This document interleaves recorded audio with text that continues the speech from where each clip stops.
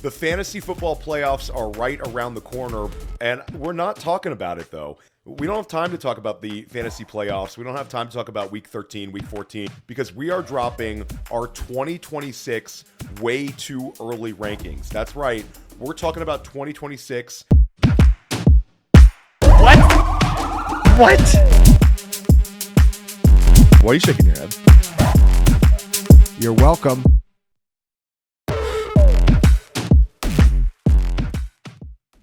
Dave Kluge is joining me today, Fantasy Football Daily with Theo Gremminger, because we are dropping our 2026 way too early rankings. That's right. We're talking about 2026. We're dropping our 2026 way too early rankings for the real ones out there who are already thinking about next year's drafts. Whether or not you're still competing this year, Dave, it's great to do this process. It's a very, very challenging one. I felt like I was giving you a homework assignment when I was like, yo, do you want to do the 2026 rankings? And I feel like you were energized by it. Yeah, dude, I'm a yes man. Like if somebody gives me an idea, I'm like, yeah, let's do it. But like having to switch, like last night I do my rest of season rankings and I spend a lot of time in those. And then I start getting my week 13 rankings ready. And then I have to like put on a third hat and do 2026 draft rankings. You broke my brain last night, Theo, trying to do this. And then I woke up this morning and was tweaking it more. And like I've just been overthinking myself nonstop since putting this list together last night. It was a fun exercise, and who knows how accurate this will be, but it's fun to do right now. Yeah, so I try to drop a Gremminger top 50 rankings. Sometimes I'll just do a top 25, and that one I usually drop like right as the season ends. It's going to be available over at fantasypoints.com. I might expand on it. This past summer, I got up to a top 100 by the end of the summer with like write-ups on every guy. It's fun. People hold your feet to the fire on rankings, but again, this is a lot harder than just doing tiers. If we did tiers, we could get this show done in about 15 minutes, Dave, because it's like you get to these resistance points in the rankings and you're like, should I include this guy in this group of players? But it's an awful lot of fun. But let's not waste anybody's time. Who is your current 101 heading into 2026? You know, are we doing PPR scoring? I assume so, right? All right. Let's go regular PPR across the board. And this is no tight end premium. So for instance, if you're an FFPC manager, Trey McBride would go a lot higher than maybe we have him ranked. I'm not sure. Maybe Dave has Trey McBride somewhere crazy high. Brock Bowers would go higher. And then there'd be other tight ends in the discussion. I think if you're an FFPC guy, like next year at this time, we'll be talking about like, where do we take Tyler Warren? We're not doing that. Right. This is your traditional 1 point PPR, no tight end premium, your standard home league scoring these days. Let's rock. I'm going with Jackson Smith-Njigba, and maybe this is me just like double counting. I was very in on Jackson Smith-Njigba this offseason, have been thrilled with what I've seen so far. And I know like there's some really good running backs here, and there's Jamar Chase and other talented wide receivers, and there's of course the curse that like the guy who finishes as the wide receiver one can never replicate it the year after. But this is a prospect that I've just loved since he came into the league. And we saw, the broken wrist in his rookie season got him off to a slow start. Year two, he's buried behind DK Metcalf and Tyler Lockett. I talk so much about how the primary receiver in a Clint Kubiak offense is just a cheat code in fantasy. We've seen Justin Jefferson with his best years, Brandon Ayuk with his best years. Last year we saw Rashid Shaheed, Marquez Valdes-Scantling, and now Jackson Smith-Njigba is arguably one of the most talented guys in that role. So the easy 101 for me next year in PPR leagues. Yeah, and I think JSN for me, it's a clear top four that I think all will have a say as who should be the number one overall pick. And we've got a lot of season left. JSN certainly could have been here at one for me. But I'm going with Jahmyr Gibbs. Jahmyr Gibbs is my 101. I think Dave, like I had him at the 103 last year, so I was a little bit, or this current season, I had him as my 103. I was a little bit ahead of consensus on him throughout the summer, and I wish I would have sort of made more arguments to take him as the 101. I realized Jonathan Taylor's got off to this red hot start. Christian McCaffrey off to the red hot start. Jahmyr Gibbs sort of feels like the league winner. And I think it's a really simple process with Jahmyr Gibbs being the number one overall pick in 2026. We know he's an exceptional talent. He has more touchdowns scored in his first 3 seasons in the league than Barry Sanders, and that's with room to run. He's on a Hall of Fame track. We saw the 55-point score in week 12. We also had a 38-point score in week 10, a 37-point score in week 7. And he did the same thing last year at the end of the year, where he plays his best football over the second half of the season with these ridiculous spike weeks. Also, the receiving consistency is up this year. We saw an 11-catch game. I mean, 16 catches over the last 2 games. But it's way more simple than that. The impediment to Jahmyr Gibbs this past year being in the discussion with, like, at the time, Bijan and Saquon for a lot of fantasy managers was the presence of David Montgomery. The role of David Montgomery was going to hold him back. I think that ship is, like, really sailed, and you're going to see Montgomery take on more of a true handcuff role next year, maybe mix in a little bit, but pretty much a player that's going to be on your bench when the season starts. Jahmyr Gibbs has the backfield to himself. It's a fantastic offense, and he's also in that peak age for running back production. He turns 24 years old in March. This is going to be Jahmyr Gibbs' summer. It's the summer of Jahmyr Gibbs. Jahmyr Gibbs is the 101. I'm going to be pounding the table for him all summer long, barring some unforeseen injury or something like that. It's going to be Gibbs. Yeah, if people are still like using David Montgomery to knock Jahmyr Gibbs next year, he's going into his age 29 season. We're already seeing his workload get reeled back significantly. Jahmyr Gibbs does everything we want to see from a fantasy football perspective. He can run it inside and outside. He's got the breakaway speed, catches the passes. To me, like, this feels so reminiscent to like an early career Christian McCaffrey, where like Christian McCaffrey's still out there getting the volume, but like the efficiency isn't there. Right now with Jahmyr Gibbs, you're getting the opportunity and you're getting the efficiency. Yeah, this guy is just an absolute league winner. And peak LaDainian Tomlinson. I'll say for like that, like that's sort of like the dream for Gibbs next year, I think. And Gibbs already 23.5 points per game this year, so a lot to like there. Who do you have as your 102, Dave? I'm going Ja'Marr Chase, and I know like it's been a weird year so far this season. I'm willing to just take that sample with Jake Browning and just throw it in the trash. Like, that was not real football. I'm not even using that at all when I'm looking at Ja'Marr Chase and Chase Brown and T. Higgins and what some of these other guys did in that offense. We should expect Joe Burrow to be back fully healthy next year.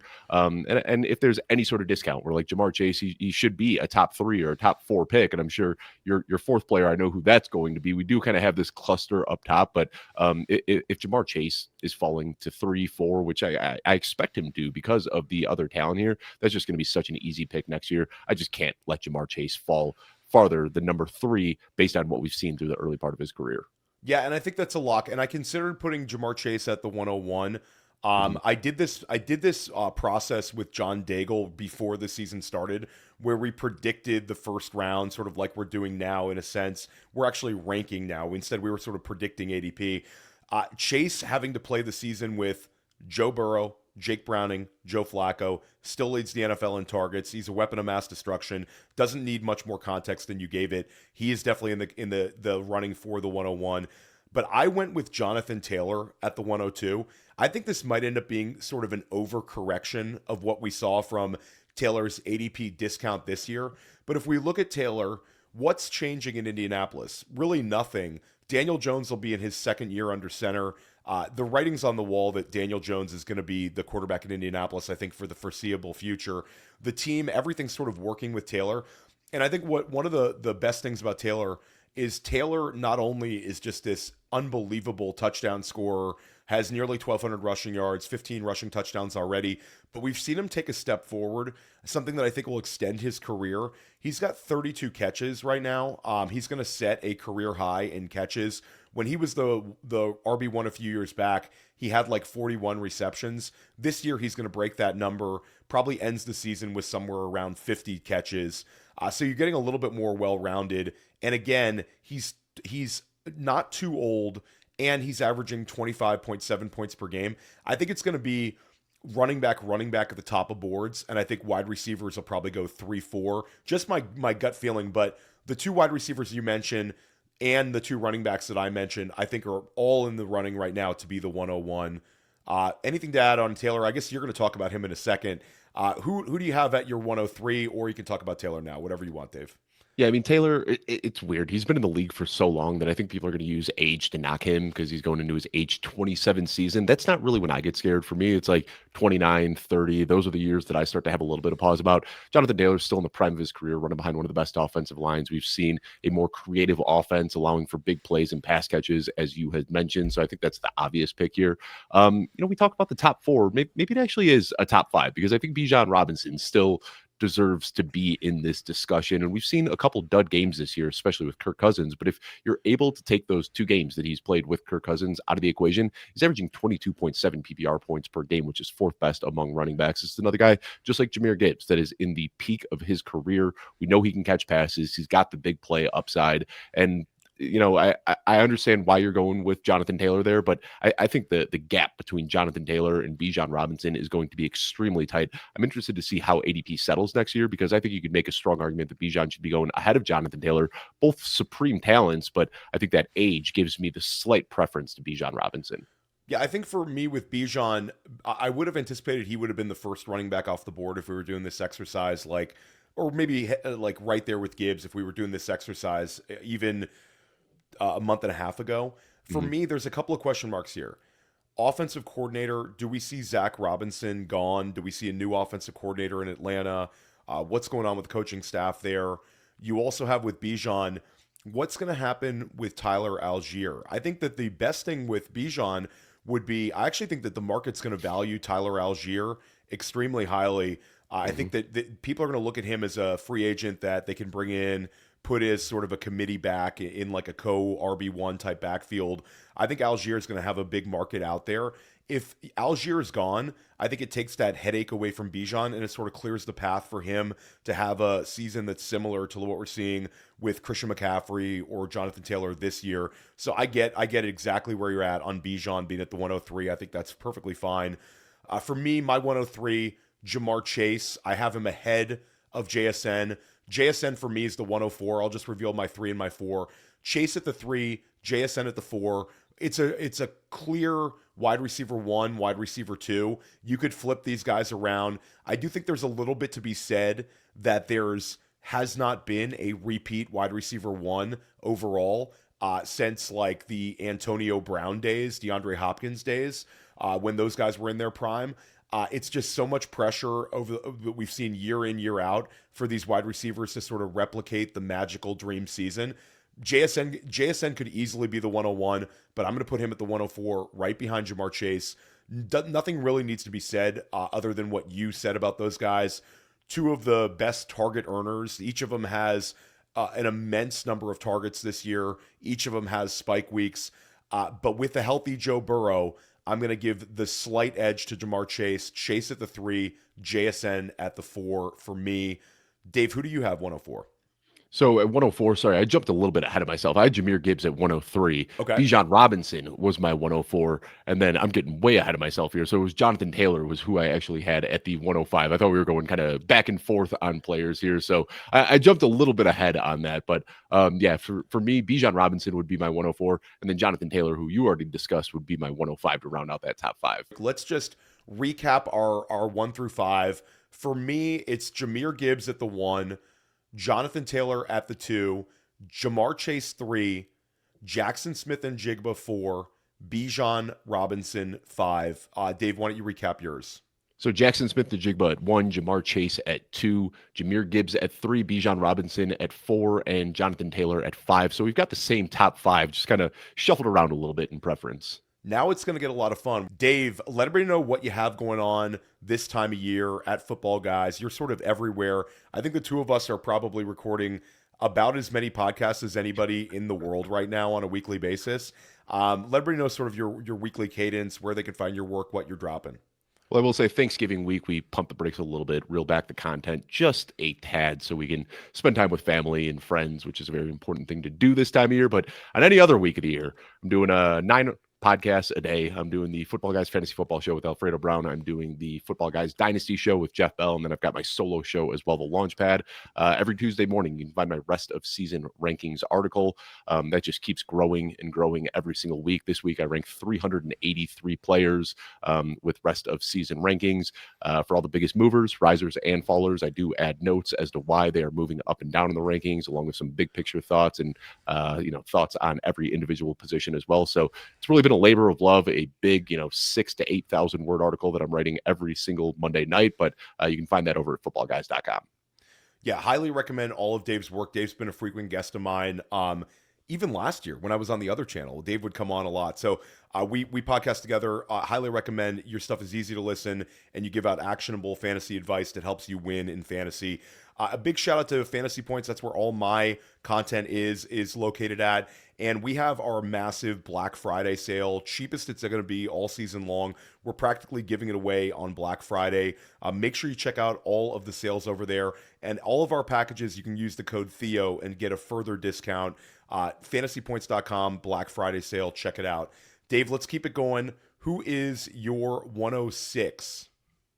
This one might be spicy to some people, but I'm still going with Puka Nacua. And I know there's a lot of talk about how the Rams are kind of changing their offensive philosophy. We've seen this 13 personnel. Puka Nacua is now 4 straight games without 100+ receiving yards, but still his utilization in this offense is so good. And it's frustrating right now that a lot of those goal line looks that we saw typically going to Puka Nacua over the last couple of years are now going Davante Adams' way. But when you look at the big play upside, the after the catch abilities, all the things that Puka brings to a football field, this guy still is in the prime of his career. I expect Davante Adams to still be in the picture next year, and he is going to get a lot of these goal line fades. But I think if we're pushing Puka Nacua, too far down in round 1, we've probably overthought it. We found a lot of reasons this offseason to discount Puka Nacua, and now, through 12 weeks, they all seem a little bit foolish. Yeah, it's almost like Puka Nacua fatigue. The guy's so good, but it's been really the JSN show. But Puka, I get it. Davante Adams is catching the touchdowns, but Nakua's averaging 21 points per game. He'll be 25 years old next season. I think where you have him ranked is actually appropriate. I have him at my 107. So you have him 6, I have him 7. And again, we didn't consult with one another. This is sort of, we did these rankings on our own, and then we briefly talked right before the show started. So we each came up with Puka being sort of in the exact same range. I think he's locked in. He's such a good player. He's such a high level target earner. And you feel like he's got a lot of room to run where maybe we haven't seen his peak season. I think he's really going to be sort of the dark horse wide receiver 1 next year. There'll be so much JSN and Jamar Chase love. Puka Nacua could take it a step further next year. And there'll be some touchdown variants. I think a lot of them going to Davante Adams this year. Maybe Nacua ends up with maybe 5 more touchdown catches next year and has sort of his peak touchdown season. So for me at the 106, it's Devon Achane. And Achane, is really taking it to another level as a runner this year.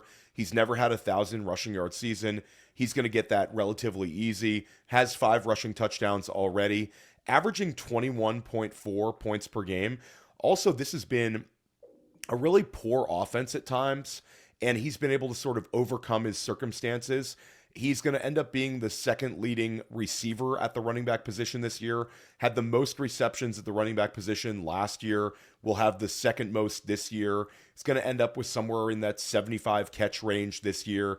And I think it's a little bit more just Devon Achane appreciation next year, where last year people were able to get him in round 2. He's a lock first rounder this year. Devon Achane, and also the potential that we have Mike McDaniel back in Miami. Miami's playing sort of inspired football down the stretch. McDaniel's able to sort of maximize, Devon Achane in multiple seasons. So Devon Achane for me at the 106. And then for me, Puka Nacua at the 107. Achane, Nacua, 6'7". There you go, a little 6'7" for you, Dave. Who do you have at the 7? And I did the same exact thing as you, but I just flip-flopped them. So I prefer Puka there we Nacua, go. but I've got Devon Achane directly after him. And, there was that one, what was it, like a 2-week window this preseason where you were just getting generational wealth opportunities where Devon Achane was falling into the back of round 2 because of that ankle injury. And then he never really rebounded to where he should have been. This should have been a first-round pick last year. And the thing I talked about that I liked so much about Devon Achane's profile is that we saw him find fantasy success in multiple ways throughout his young career. early in his season, he was in a part-time role opposite Raheem Mostert, and he was just ripping off huge chunk plays and was giving us RB1 production that way. Then we saw this kind of broken Miami offense where they were just checking down to him at an obscene rate, and he found RB1 production that way. So I like this when a guy isn't forced into one way to accumulate his fantasy production, whether they're using him as a rusher or as a receiver, he's going to find his way to fantasy relevance. So this feels like a guy who should probably deserve consideration in that top tier. But, as we just keep getting deeper and deeper down this list, we realize that there are a lot of really, really good, young, talented players in the NFL right now. Yeah, that's the thing. This year, there's not a whole lot of guys that are going to age themselves out. We're going to talk about some of the post AJ Peck guys as we keep going. But I think that there's going to be a lot of arguments that this player could have their peak season for a number of the players we're talking about in round 1 and some of the players we're talking about in round 2 as well. And one of these players that I think there's going to be some commenters on YouTube and maybe people listening to the podcast that are going to say, you have this player too low. This player is the ultimate edge pick. I'm going to consider taking this player at the 102, 103, and that's Trey McBride. Trey McBride comes in for me at the 108. McBride is averaging 18 points per game, just lapping the field at the tight end position. Not a whole lot needs to be said about Trey McBride. I do think it'll be interesting to see who the quarterback is next year in Arizona. A lot of these peak Trey McBride games have come with Jacoby Brissett behind center. Definitely not a long-term answer type in Zona. But I think that with McBride, he's just been able to do this now for 2 seasons in a row, putting up these immense target totals. Dave, I think at the end of the season, he might set the record for most catches and the most targets in history at the tight end position. He's right there right now. And we've seen these immense spike weeks and the whole argument that he's not a touchdown scorer. That ship is completely sailed. He might get double-digit touchdowns when this season's over. Trey McBride at the 108, and I might be a little low on him. Yeah, I mean, I like the pick, and this is the problem. Every single year when I'm drafting, there's a tight end that gets pushed into round 1 that I never get any pieces of because I'm just, the way that I play the game, I'm just not willing to do that. I mean, I did it a few years back when Travis Kelce was having his big seasons, and it seemed like the years that you would draft Travis Kelce there, he wouldn't live up to the expectations. So this is just like a pure game theory thing for me. Like I will take my I don't know if I want to say luck, but I'll take my risks a little bit later on the Bowers and the Warrens and the Kittles and those sorts of guys. So I love Trey McBride. He's an unbelievable player, but there's still some running backs and wide receivers in this zone that I would prefer ahead of him if I'm in a draft. Yeah, and your colleague Sigmund Bloom will probably have Trey McBride as the 101. Right. Looking at that tight end edge. Value-based drafting. Yeah, a value-based drafter right there. Who do you have at your 108, Dave? I'm going with Rashee Rice, and I know you can argue that some of his touches are gimmicky and that he gets these manufactured scheme touches near the line of scrimmage, but guess what? It works for him, and we use that same exact reason to knock Puka Nacua through his first couple of years in the league. At the end of the day, Rashee Rice came back this season, and he is the per-game wide receiver 3 in PPR leagues with 20.2 fantasy points per game. That's pretty much exactly what he has done since the second half of his rookie season. This guy is just a PPR machine. He catches the short, valuable targets as an extension of the run game. He can create after the catch. They use him in creative ways, giving him pop passes and screens near the goal line as well, so he's got that touchdown upside. And we look at the other receivers here in Kansas City. They might be in the market this offseason, but that's not typically something that we see Andy Reid offenses do, invest heavily in wide receivers. So we've got Worthy there, and we've got Marquise Brown there, and we've got Travis Kelce, who's aging out a little bit. I think Rashee Rice is set to just take over as the clear number 1 weapon in this offense, and I wouldn't let him fall past round 8 or past pick 8. Yeah, and I'm probably a little bit low on Rashee Rice. I know there's going to be a lot of people watching this that were like, Theo, maybe you were too low on him this summer. I ended up with a ton of Rashee Rice on my fantasy teams. But at the same time, I was sort of, not in the camp that I need to take him every time after the suspension, like some of my colleagues. Thankfully, I did take Rashee Rice in a number of these drafts because you're right, he looks fantastic. Just a little bit lower than you are on him.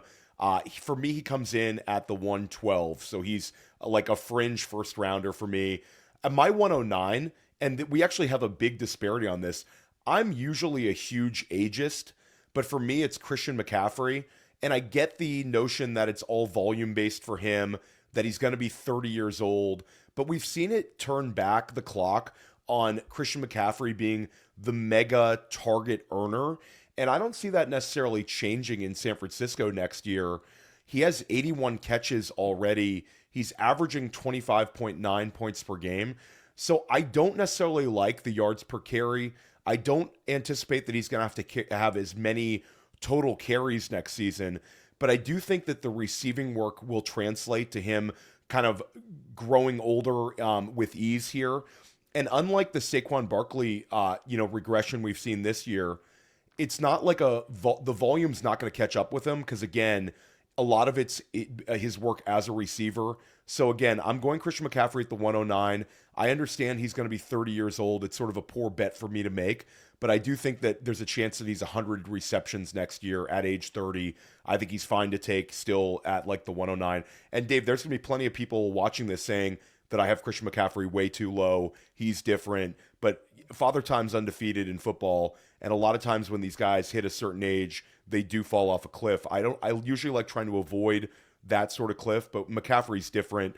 I think he's a rule breaker, and again, I think he's going to age very, very gracefully. Yeah, he certainly could, and I'm okay being a little bit low on him. Like, if I'm going to miss, this is a guy that I'm okay on missing, is an aging running back in the first round. And I also wonder, like, we've seen the receiving production has been obscene this year. I mean, like, you could take away everything he's done as a rusher, and he'd still be an RB1 in fantasy just on his receiving merits alone. But I do wonder how much of that had to do with George Kittle being injured for an extended period of time, Ricky Pearsall being injured, Brandon Ayuk, whatever is going on with him, Juwan Jennings getting banged up. I wonder if this isn't what they want to do with the offense, but what Kyle Shanahan was kind of forced to do out of necessity. So to me, the San Francisco offense hasn't looked great this year. It feels like they're doing what they can, getting the ball to Christian McCaffrey because he's kind of the last man standing out there. But I wonder with a year to reset, these guys coming back healthier, if maybe we do see a little bit more of a balanced offense going into 2026. And how about your 109 here? Drake London.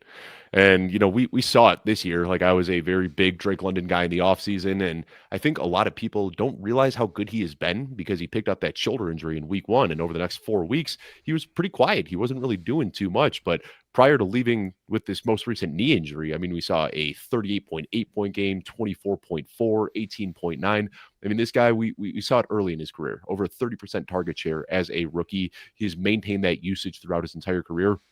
What I talked about a lot this offseason is that I loved the quarterback pairing with Michael Penix because Michael Penix never shies away from throwing to a covered receiver. And what Drake London does best is come down with these contested catch opportunities. And Drake London has done that a lot this year. Michael Penix lets him go up, make plays on the balls. He comes down with them, whether it be deep downfield or in the red zone. I think that Drake London is one of the most talented young wide receivers out there. Assuming Michael Penix can return from this knee injury, be the starter in week 1, I can't let him fall out of round 1.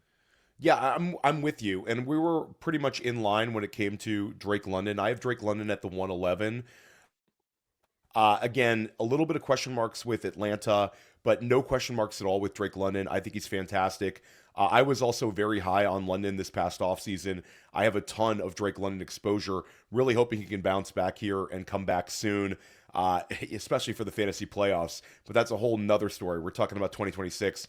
For me, I have the 110 is Amon-Ra St. Brown, and this is a little bit of a correction from last year. We saw Amon-Ra St. Brown falling into round 2 a little more often than we were used to. I think it's a little bit of a correction here. Amon-Ra goes at the 110. I also think with Jameson Williams being more of a spike week guy and a little bit less of a consistent scorer, where I think the dream for Jameson Williams drafters this past offseason was they reward him with the contract. We saw him take that big step forward in 2024. 2025, he's going to be more consistent. It's been anything but. He's actually had a lot of variance this year, 0-pointer last week. So I think Amon-Ra St. Brown, along with Jahmyr Gibbs, both of those guys are going to be really locked in first-round picks next year. Amon-Ra just coming off a 29-point week in week 12, but he's had a ton of these spike weeks. He had a 39-pointer in week 2, a bunch of 20-point weeks in the mix. Again, a little bit under the radar just because of how good JSN has been this year, but Amon-Ra looking like he's going to have another top 5 wide receiver season. He's in the mix to finish as like the wide receiver 3 this year.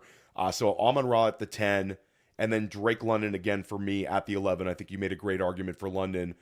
Who do you have as your 111? And we've just got those flip-flop, by the way. At 110, I've got Amon-Ra St. Brown there, and you just had Drake London and Amon-Ra flipped. And shame on me for doubting the Sun God this offseason. I was very much so in the I'm going to pass on Amon-Ra He had St. the Brown and take injury Jameson scare, Williams. like the little the Yeah. little surgery too. It was like he had the little surgery, and they're like, oh, here we go, here we go. Amon-Ra St. Brown, the injury bug is open. It really was a cleanup surgery because he's looked explosive. He's just such a great player.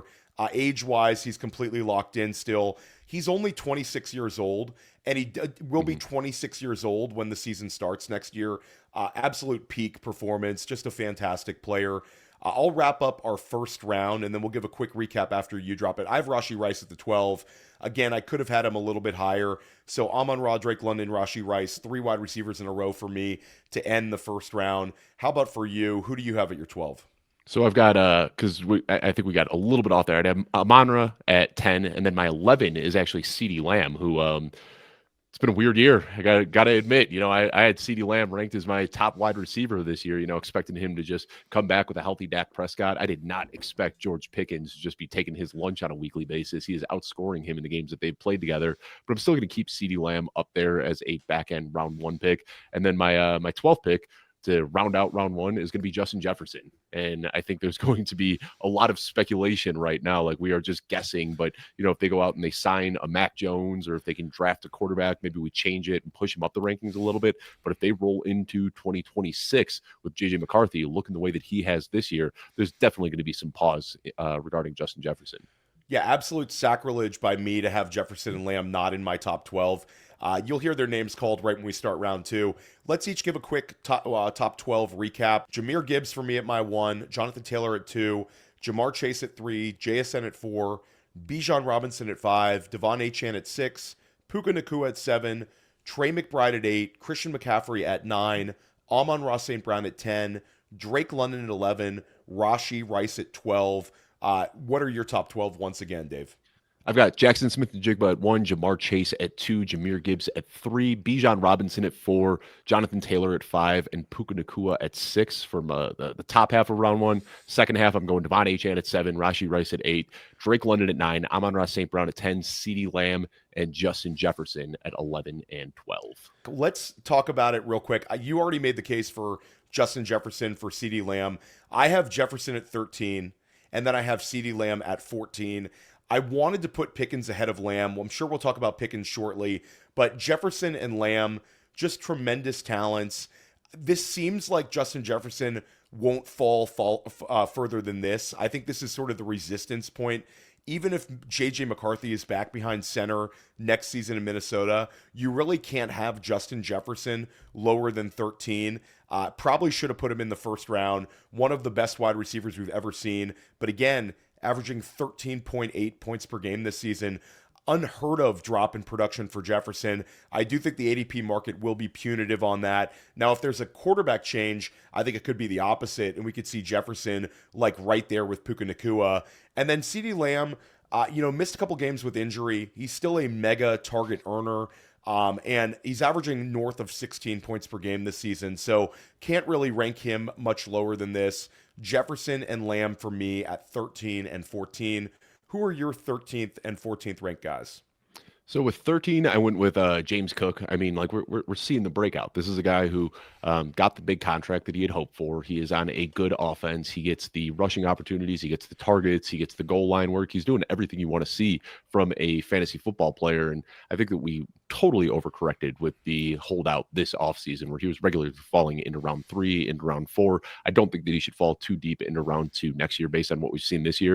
And then for 14, my second pick in round 2, this one might be a little bit spicy, but I'm going with Tetairoa McMillan. I mean, this guy right now has just been great this year. 96 targets for the first 12 weeks. We're seeing him develop as a wide receiver 1, and I think the only concerns that we have right now are about Bryce Young and the Panthers offense as a whole, but he has looked like a bona fide wide receiver 1 through the first half of his rookie season. When I'm drafting these year 2 guys that showed a lot of promise as rookies, that have the draft capital, have the profile that I want, are almost always a good bet. This feels so similar to Malik Nabers, where, unfortunately went out with the ACL tear, but we saw not on a great offense was still able to perform. I think Tetairoa McMillan might not quite be at Malik Nabers' level, but maybe just the tier behind him, and that's who I'm going with.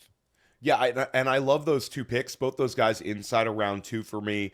but again, a little bit lower than you are. For me, at 15, I actually think it's going to be Ashton Jeanty. And I think that when we look back on what Jeanty was able to accomplish from a fantasy football lens in like just an awful, horrible circumstance, he's averaging 15 points per game, was a first-round pick last year.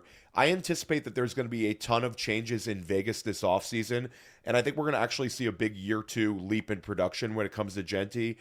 So again, some people might not love where I have him here, but he again is averaging 15 points per game in a truly awful situation behind a horrible offensive line, horrible quarterback play, and yet he's producing as a fantasy player, and he's showing upside as a receiver. Multiple games this season where he's been able to carry his production based on his receiving upside, which was really nice to see because last year at Boise State, they didn't ask him to catch the football at all. He's got 5 games this season with 5 or more receptions, just had 8 catches in week 12. Probably going to miss week 13, maybe week 14, but I do think he'll have a strong finish to the season. Offensive coordinator change as well. Chip Kelly, they're last in scoring in the NFL, bottom of the barrel scoring, the Raiders, and we're still seeing Jeanty at 15 points per game. So I think when we take a bird's eye view of the season, people are actually going to say that we saw enough out of Ashton Jeanty.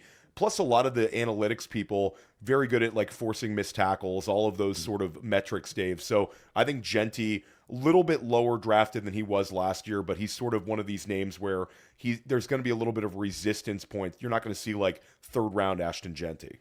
Right. And I think so many people are quick to like just write Ashton Jeanty off as a bust, but like the reality is he's still the RB11 in PPR scoring. He has been performing, and he might not have given us that Jahmyr Gibbs, Bijan Robinson type of ceiling that we had hoped for, but I think in a better offensive environment, he can still be that type of player. So I don't know what the Raiders are going to do this year. I don't know if they completely blow it up and get rid of Pete Carroll and get rid of Geno Smith and just kind of completely clean house. We'll have to wait to see how this offseason kind of transpires, but Ashton Jeanty has shown enough on film and in the advanced analytics that you've got to have faith in him going forward. Yeah, I'm with you. Ashton Jeanty, like, I think I'm going to be higher on consensus than him. If you don't like that pick, let us know in the comments. Dave, who do you have at 15? I've got Christian McCaffrey, who we've talked about, and then I'll just jump ahead to my 16 as well, which is Ashton Jeanty, who we've also talked about. So I'm a little bit lower on both of these guys than you. 1 spot lower on Ashton Jeanty, about a half a round lower on Christian McCaffrey. I've already talked about both of them. You know, some of the age concerns with Christian McCaffrey, them having a more balanced offensive attack next year. And then Jeanty, like, you know, I say I'm a spot lower than you, but we very much so have him in the same range. And I think this is exactly where we should be going at the top of round 2 next year. Yeah, so we're pretty much in line with a lot of our picks here, Dave. Sort of co-independently came up with them. 16 overall for me is going to be George Pickens. And we're seeing Pickens probably dropping a top 5 scoring season. It would be actually shocking if he dropped out of the top 5. He's averaging 20 points per game. He's had 4 games with 29 points or more. Just a weapon of mass destruction here. He's at 8 touchdown catches already. He's over 1,000 receiving yards. I just think with George Pickens, there's a couple of question marks. He's going to be a free agent. I think that the best outcome would be Dallas giving him a long-term extension, just coming in, and they have the room to run to do this. Do they franchise tag him? That could end up creating a sort of a headache situation where we saw Pickens. Everything's perfect with Pickens this year. Just a perfect teammate. Everyone loves him. The beat reporters love him. The front office loves him. Pickens seems very happy in Dallas, but we know he was a little bit mercurial in the past, had some issues in Pittsburgh. Does he feel slighted by getting tagged? I don't know. There's like no way for me to get into a player's head, but I do think at the end of the day, this is about as low as I would feel comfortable ranking a player who's taken this sort of leap forward. George Pickens at times looks like peak Josh Gordon out there. He looks like peak A.J. Brown out there. Just a weapon of mass destruction type alpha wide receiver. And I don't mind having him and Lamb both this highly ranked. I think they'll coexist next year. We've seen each of them earn an exceptional amount of targets over the last, since CeeDee Lamb returned from injury. So Pickens for me at 16. And I do think it's sort of out there. I don't think that he'll not be a Dallas Cowboy next year. But if he does go on the open market, he would end up being maybe the most heavily sought after free agent wide receiver of all time. I think the market would be so high for George Pickens. So nothing but positivity with Pickens right now. I wish I could have pushed him higher, but I think this feels about right, 16 overall. Yeah, and I do think this is just like a perfect environment for him to be in, where the defensive gravity gets pulled to CeeDee Lamb. But then even in the sample we saw without CeeDee Lamb, he can operate as the wide receiver one when need be. I mean, he was the top scoring wide receiver without CeeDee Lamb. He's number 2 in scoring with CeeDee Lamb. It's just been an awesome year for him. And really, frustrating to see what DK Metcalf is now doing in this offense, just getting pinned to the boundary on these short little throws, which we saw George Pickens kind of stuck in that role over the last couple of years. And now with the in-breaking routes, the downfield targets, the after-the-catch opportunities, George Pickens is developing into a superstar. Yeah, I love it. Absolutely love it. Who do you have at 16? At 16, that was Ashton Jeanty. So we'll jump down to 17. Yeah, we're good. And as I was thinking about what I wanted to say about Omarion Hampton at 17, I'm realizing that I might actually be too low on him. Like I could make a strong argument to put Omarion Hampton ahead of Tetairoa McMillan, Christian McCaffrey, Ashton Jeanty, the guys that I just talked about. We already saw him performing at an elite level when he came into the league. And we had to worry about Najee Harris for the first couple of weeks. And then once Najee Harris was out of the picture, Omarion Hampton took off. And now I look forward to 2026. Rashawn Slater is going to be back. Joe Alt is going to be healthy. We know the offensive line has been the big issue in Los Angeles so far this year. With those 2 bookend tackles healthy, Omarion Hampton, if he's falling here into the middle of round 2, he's going to be a guy that I'm probably going to have on, 40-50% of my rosters next year, just like I did with Jonathan Taylor this year. I just think there's a good case to be made that he could be the top scoring running back in this offense, especially if Najee Harris is unable to come back or still has some limitations from that ankle or from the Achilles injury. It's a first-round player, off the charts athleticism. We've already seen him check the box as an elite producer, and I think going into year 2 in a healthier Chargers offense, it can only get better. And when I did this process with John Daigle before the season started, Hampton was the one guy that we said could be in the first round next year. Yep. Everything you just said about Hampton, again, I feel like I'm too low. He comes in at 18 for me. I do think that there's a chance that they limit his touches down the stretch here to keep him fresh for the NFL playoffs. The offensive line's not going to look as good, and he was running pure as a receiver before he got injured. Rondé Gadsden has developed sort of in the time that he was away. So for me, I think that there's a pretty big range of where Hampton could end up being drafted. I think if he closes out the season in a very strong way, then we were both way too low, and I think he'll be a first-round pick. I think this is about somewhere close to the floor. I have him at 18 overall. For me, 17 overall is TreVeyon Henderson. Again, I'm taking a little bit of a leap of faith. We saw this past week, he was well ahead of Ramondre Stevenson, out-targeted him, out-touched him, played over 65% of the snaps. I don't think that is going to end up being a thing like, the fear that the fear in the market last week that the return of Stevenson was going to somehow ruin TreVeyon Henderson's season. Henderson had a lower scoring game than we wanted to see, but the usage was fine to support it. I think this week against the Giants, we see another big Henderson week. But I just think Henderson has that sort of profile that fantasy managers absolutely love. We saw it this year, Dave, where he steamed up into round 3. I think this year he's going to steam up into the middle of round 2. And I think people are going to bet on, there's going to be a huge correction in the market with where Drake May is selected and this New England Patriots offense in general. I'd be very surprised if they don't add a big-time wide receiver, maybe another tight end. The offensive line will be a year older. I think this feels about right for Henderson. So Henderson and Hampton for me, back-to-back. Henderson at 17, Hampton at 18. Who do you have at 18? So at 18, I've got George Pickens, who we've already talked about a bunch. And, I think the major uncertainty, like you talked about, is contract situation. I'd be shocked to see him hit the market as an unrestricted free agent. Like, we just don't see young superstar receivers really hit the market in that way. So I think they probably franchise tag him. Jerry Jones has talked about how they want to get a long-term extension done. We'll see what happens there. But assuming he goes back to the Cowboys, I think he's the easy pick there. You want to go down to the next guy I got on the list here, Theo? Yeah, go for it. Chase Brown. And I know it's been like overall a disappointing season from Chase Brown. But again, like I said with Jamar Chase, I'm willing to just take those games with Jake Browning, completely throw him in the trash. And Theo, you probably know about the Fantasy Points data suite. It's a fantastic tool. I use it a ton. And last night I was digging into it a little bit.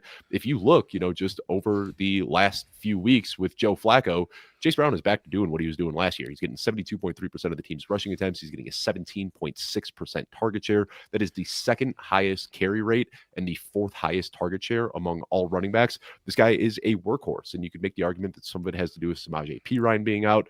But either way, we saw Samaje Perine wasn't doing that much. I think Chase Brown is just the most talented running back in this backfield.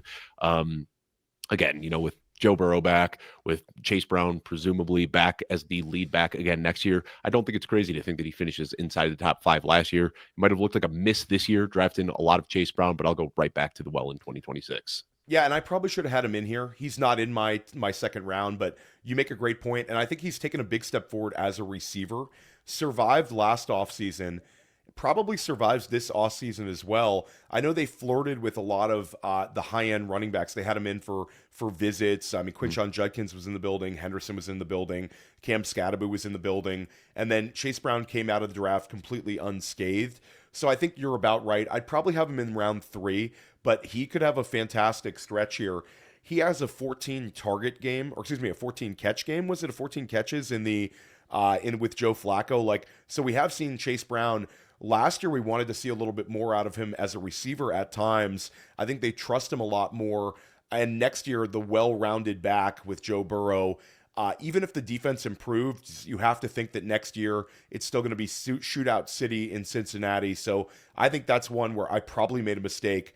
For me at 19 overall, though, I have Jeremiah Love, and I wanted to put Jeremiah Love into round 1. I think Jeremiah Love is going to be a top 10 pick in the NFL draft.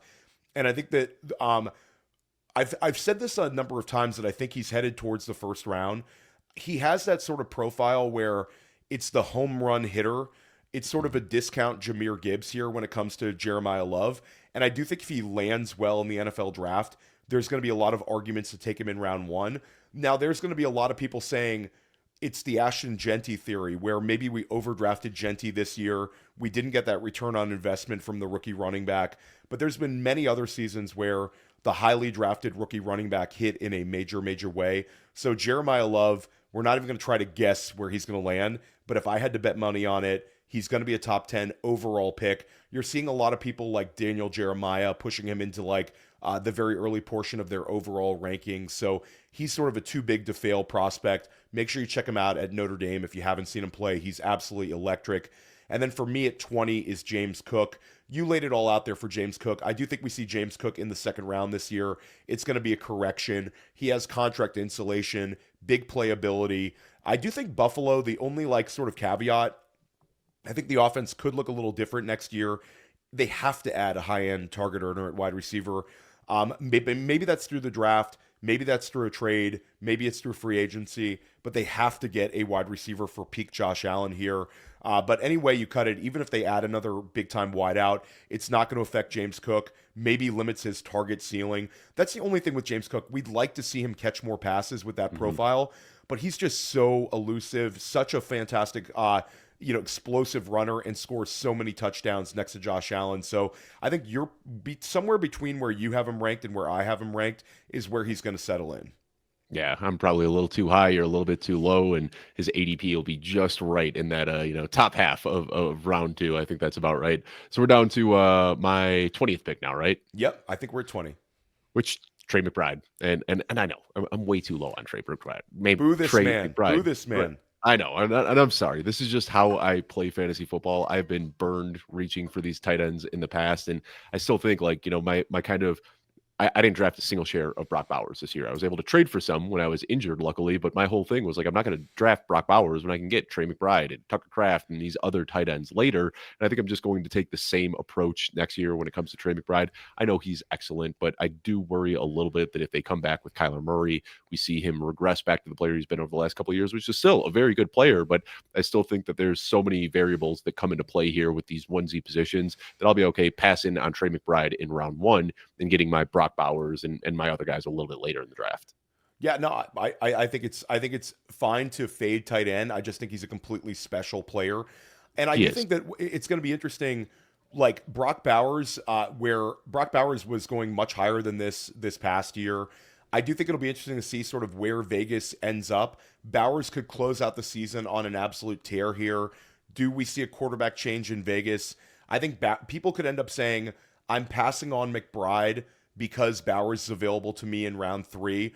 Or maybe Tyler Warren closes out the season on a really big tear, and they say, I could take Tyler Warren in the beginning of round 4 in PPR. So I'm gonna fade Trey McBride because of the other elite tight ends. I just think McBride is just on another planet right now. Dave, I'm at 21 overall.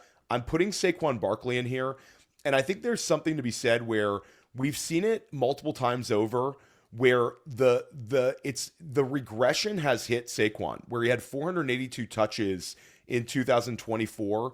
And this was sort of the warning out there that when a player has this sort of touch, and this is including the Super Bowl, including the NFL playoffs, he had 482 touches on his way to his ridiculous 2,000-yard season in 2024, where he was really a league winner. But we've seen it in recent memory where these guys end up having regression after a huge touch season. We saw it with DeMarco Murray in 2014, where he had that magical season. Then he regressed, and then the following season, so 2 years after the massive season, the massive volume year, he ends up having a bounce back season. So I think we could see Saquon actually take his scoring up a notch.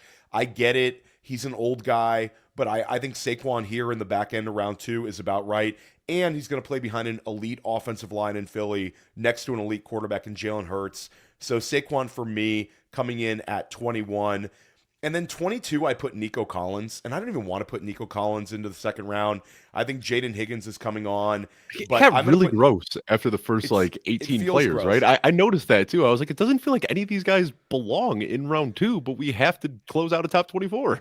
I should have put a Tetairoa McMillan or a Emeka Egbuka here, but I think Nico's closing out the season well. Not sure what's going to go on this past offseason. I think Jaden Higgins is coming on, but that could actually help Nico Collins. Nico Collins was like 17 points per game for 2 straight seasons.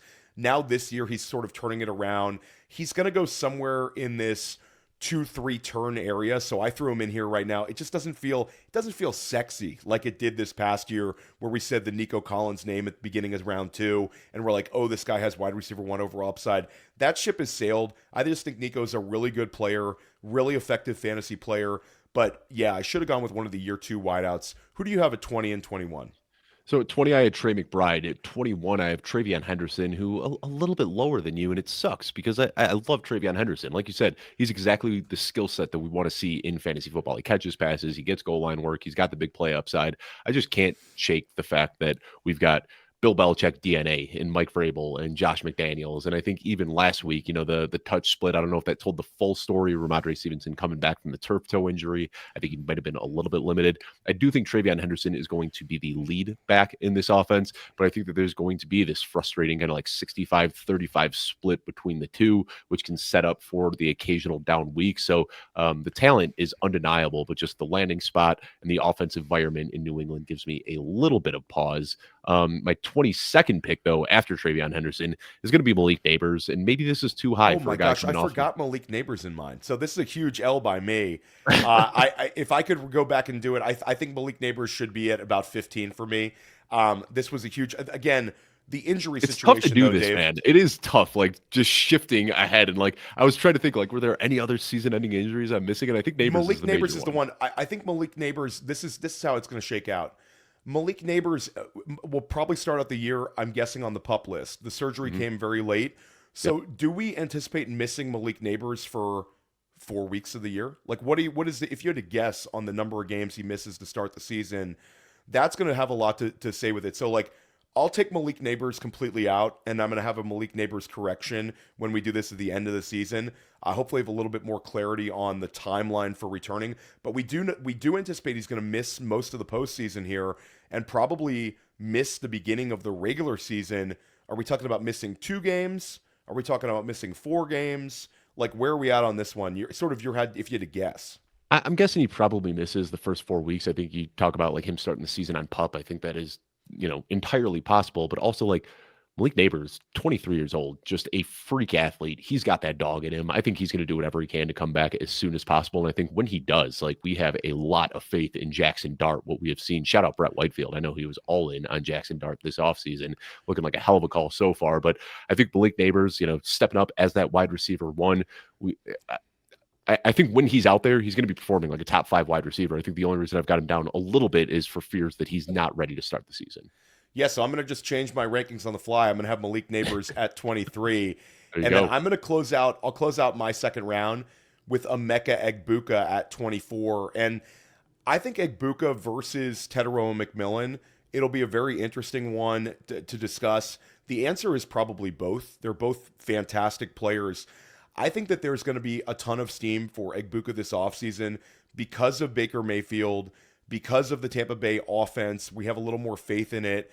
And I think there'll be a big push to get Egbuka somewhere in round 2. And I think a lot of arguments will be made that this is going to be his massive leap forward as a target earner season. Can he be a 150 target player in year 2? I think he absolutely can.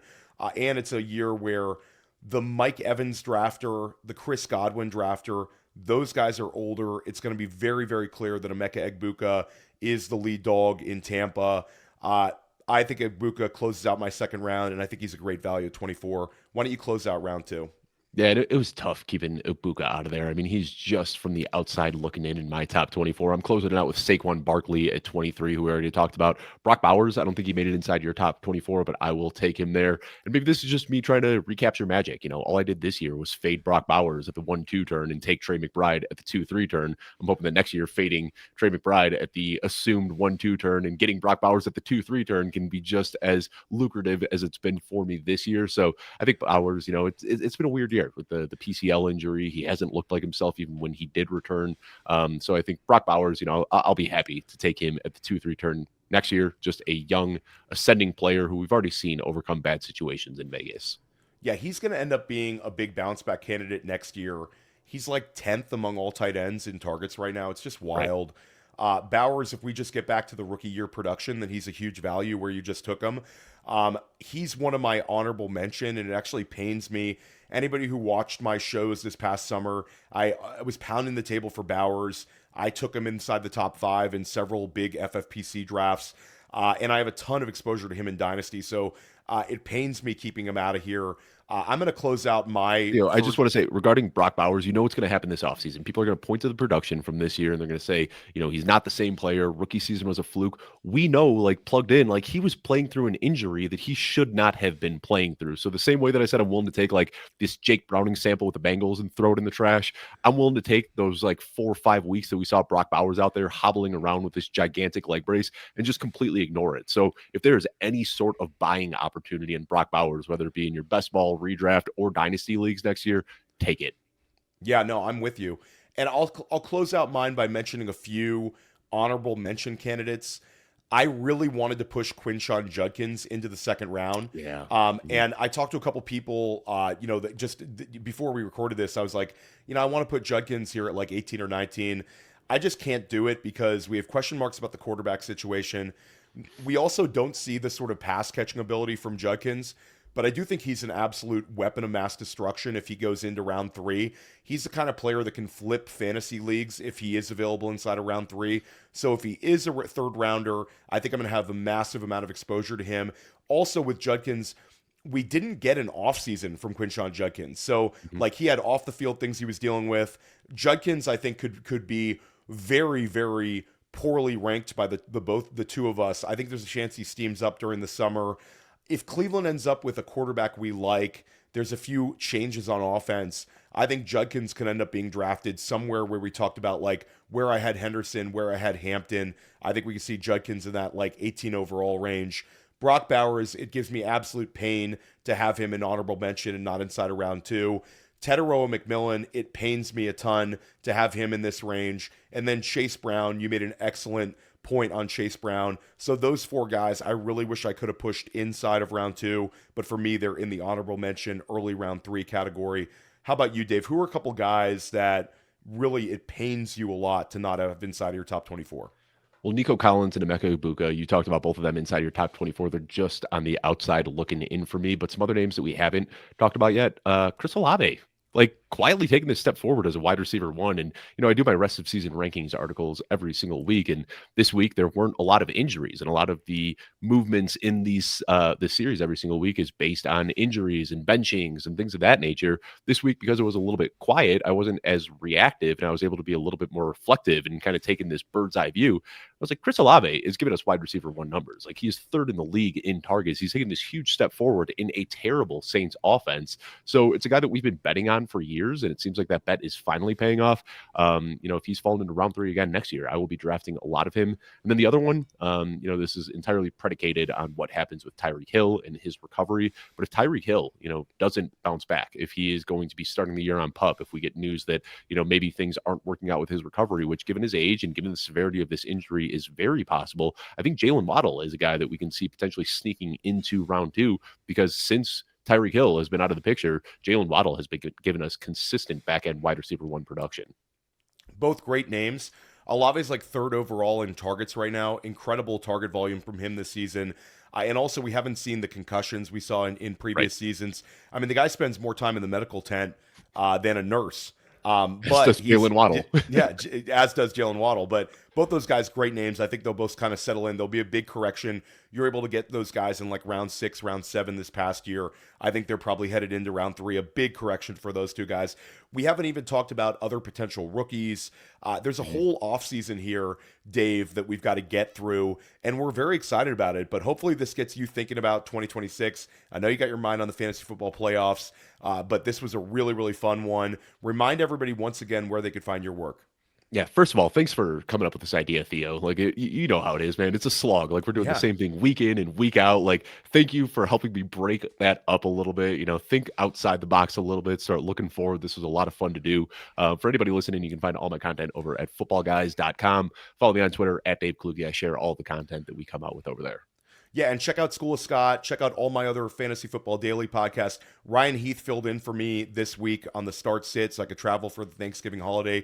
Big shout out to Ryan Heath on that one. And check out Dynasty Life, my Dynasty podcast. And again, check out the Black Friday sale over at Fantasy Points. If you're looking for an edge that can help you win in the fantasy playoffs, Fantasy Points is it.